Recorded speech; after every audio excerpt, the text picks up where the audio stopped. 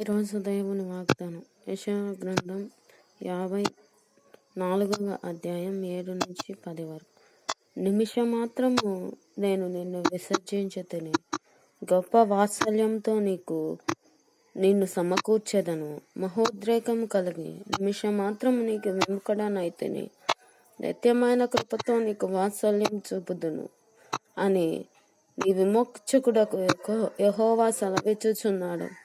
నోవహు కాలమున జలప్రయాణమును గూర్చి నేను చేసినట్లు చేయుదును. జలములు భూమి మీదకి కను పొర్లుచు రావని నోవహు కాలమున నేను ఒట్టు పెట్టుకొనినట్లు నీ మీద కోపముగా నుండననియు నిన్ను గద్దింపననియు నేను ఒట్టు పెట్టుకొనుచున్నాను. పర్వతములు తొలగిపోయినను, మెట్టలు తత్తరిల్లినను, నా కృప నిన్ను విడిచిపోదు, సమాధాన విషయమైన నా నిబంధన తొలగిపోదు అని నీ యందు జాలిపడు యెహోవా సెలవిచ్చుచున్నాడు. Praise the lord.